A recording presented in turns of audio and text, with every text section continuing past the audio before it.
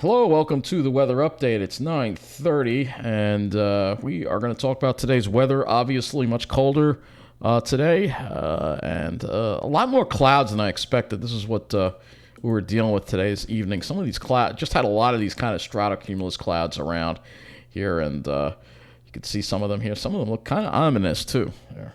So we had a lot of those around, and see more of those around during the day. We had a morning was sunny, but then by like noon, these clouds just kind of quickly rolled in on us. And I don't mind if they keep moving, but they kept sitting in the same spot, so it made it hard for me to get. You'll see a video coming up a little later tonight at Twin Lakes in Wanda, where I take a nice little walk and trying to get the sun, but it kept going under a cloud, and the cloud would sit over that sun for like a half an hour sometimes. It was just nuts. See some more of these clouds here. Just showing you. And of course, yep, there's a beauty. Anyway, you'll see that all in the video. Let's take a look at what we have going on. This is our current satellite. You see a wave that is going to be passing to our south that may throw some high clouds tonight and throw some high clouds at us tonight and tomorrow. Looking at the MODIS satellite, you can see here, we started off nice and clear, and then these clouds kind of built in over us in the as we got to our 1 o'clock. They kind of just came right in and rolled in on us. It's just low-level moisture instability kind of deal. Again, due to climate change, there's a lot more clouds than the models were predicting. We thought it would be a nice, mostly sunny day all day today. But I could see when I looked at the satellite this morning, that wasn't going to be happening. When I saw this rolling in from the lakes. Actually, if we want, we can actually make this a nice long loop. How about 150 frames from this morning right through the day? So let's, you'll see what happens. We'll let this load first. It's going to take a minute or two. You'll see, started off clear. And you can see all these stratocumulus clouds just kind of filtered in here. This is all from the lakes, by the way. The Great Lakes the Great Lakes are way warmer than they're supposed to be as well. So this gives you an idea of what happened today. Let's go looking at our current conditions as far as our temperatures go. It's cold out there. This is more normal for normal November weather here. Temperatures in the mid-40s and across the island right now. 45 at Farmingdale, 43 at Ronkonkoma. But look at the Pine Barrens. West Hampton already down to 32. There's going to be some really good radiational cooling tonight. But you'll see, look at this station here, reporting 50 degrees right on the water there. And it's kind of interesting. It's quite warm considering. But I guess right along the water, it's warmer. Jones Beach is 46. Again, because the water's warmer. So that kind of makes sense. 46 at JFK. Let's take a look at the city here. 46 as well. Let's see what we got in New Jersey. Same deal with the radiational cooling. 34 in the Pine Barrens west of Toms River. 34 at Lakehurst as well. So it's going to be pretty cold there as well. We have the dry air in place. So if I throw the dew points in, you'll see dew points are in the 30s generally across the entire area. Even a few 20s. Let's see, New Jersey, actually slightly lower dew points in New Jersey. Around the upper 20s there. Generally speaking, this is the stage. Now, we have high clouds, but that's not really going to put that much of a lid on radiational cooling. I think we're going to see radiational cooling tonight. Let's take a look at what our lows were this morning, and then we'll take a look at our highs. Everybody got down to the mid-30s this morning. 36 at Islip. Look at West Hampton, 28 in the Pine Barrens there. But in the urban areas like the city, 40s. Mid-40s. But hey, it's not too bad in central Nassau. We have a 35 in Carl Place. Let's take a look at Toms River. Wow, it was colder there than I think. It was pretty cold there too. Downtown Toms River, 34, 30 in the Pine Barrens west of Toms River, 31 at Lakehurst. So you can see all that radiational cooling going on there. Now let's move this to the high temperatures.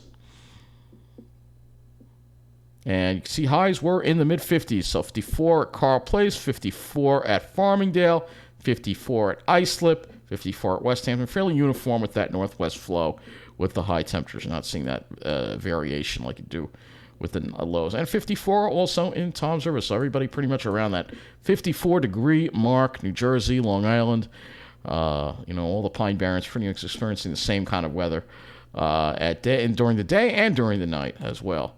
But the variation is at night between the Pine Barrens and the more urbanized areas where the radiational cooling is not, especially in the city, you don't have radiational cooling.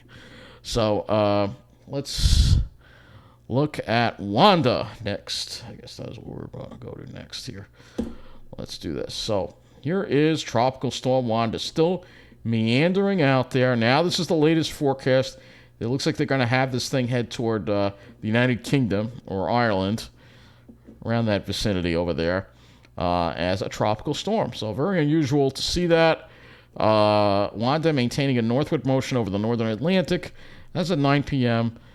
Here we are in November, still talking about tropical systems. Location 39.8 north, 39.5 west, about 680 miles west-northwest of the Azores.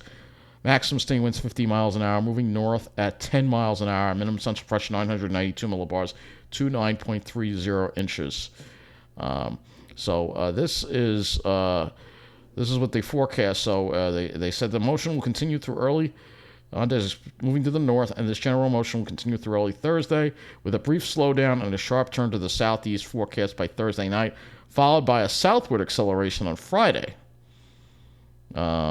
Southward, but if you look at the map, it's only showing out. This thing is just barely moving. There's nothing to move it. It's just sitting there. It's very weird. And you can clearly see it on the satellite here, on the MODIS satellite. This is Wanda right here. That really does look like a pretty, look at where it is. And the fact that it just sits there day after day after day after day. Let's move this back. You get to see day after day.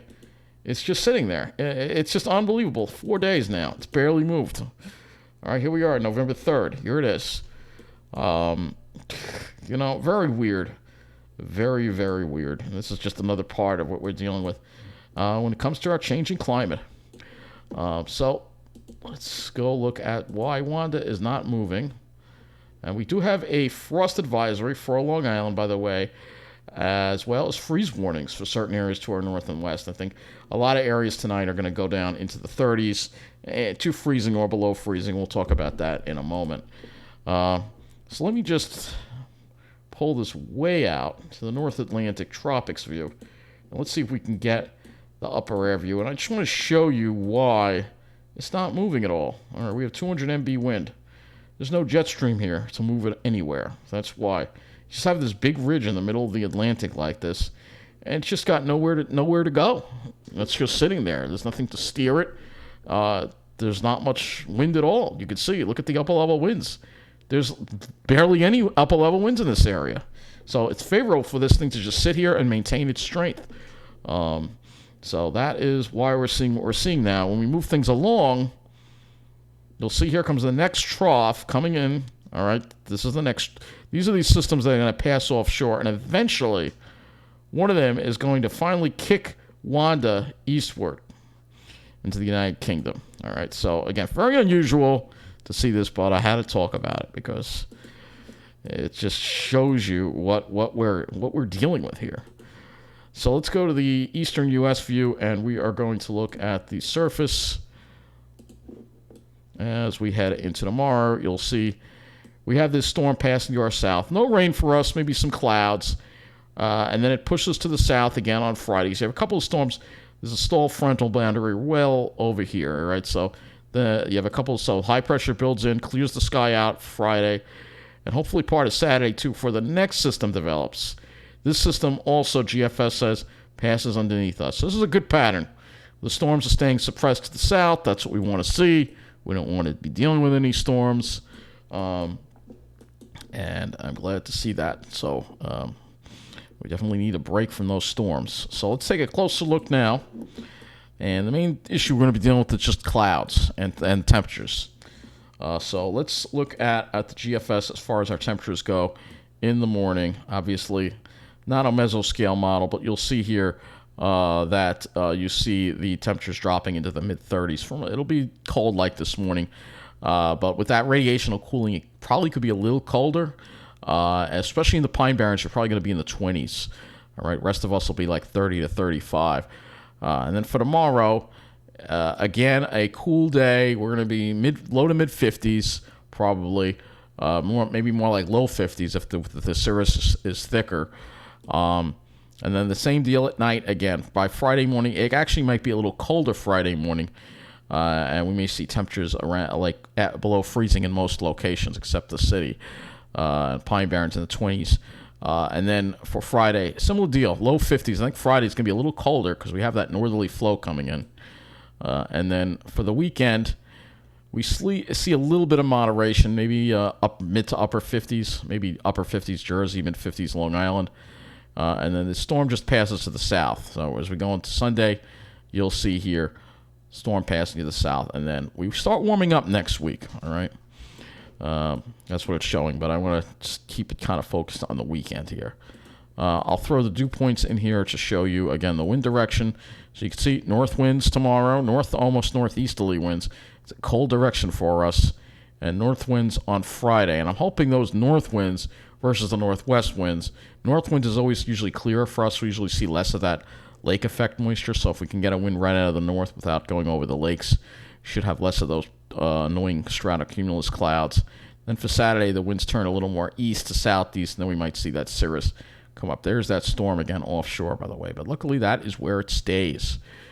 So let's now go and look at let's see what else we can look at here.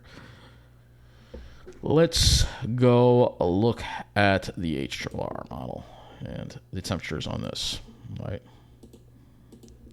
All right, we have about 34 hours of the 0Z HRR model, because this is more of a mesoscale model. So just going to show you, these models don't do so great with radiational cooling, all right? But you'll see, cold night, rebounding to the low 50s tomorrow, another cold night, and then we don't have it out that long to Friday. But I'll just show you that this system just passes underneath us, well to the south of us. I mean, you'd have to be, the nearest rain would be about 100 miles offshore. Though it looks like overnight it might come close enough to be maybe like 50 miles south of Montauk, maybe. That's the HRRR, all right, as far as the path of this storm. We can look at the NAM-12 as well, which goes out a little further here. And you'll see, again, that storm just stays offshore. NAM-12, similar to the HRRR, it stays just offshore. It makes its closest approach tomorrow night. And then by Friday, it moves away, all right?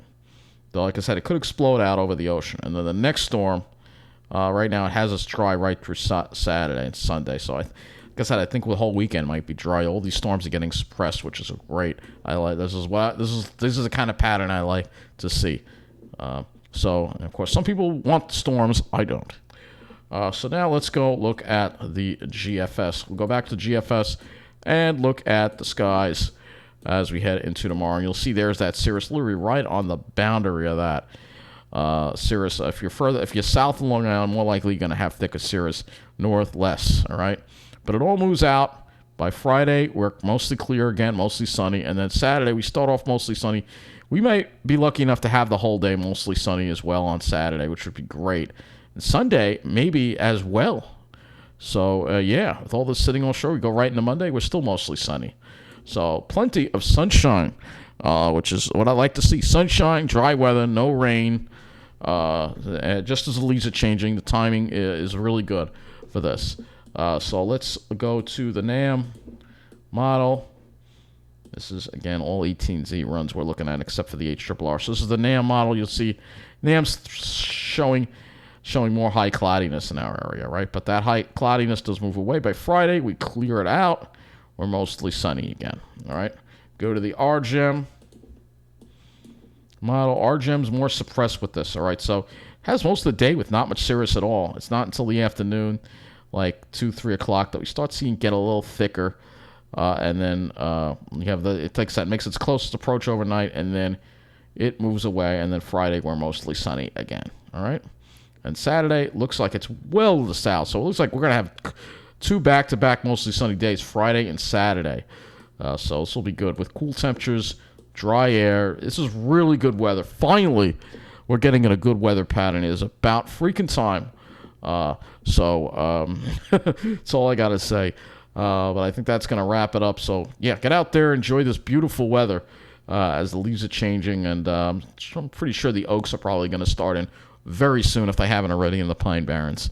I haven't been out that way, but I bet they are probably starting to change as well. So really very good timing. So that's going to wrap up this weather update. Take care, and thanks for watching.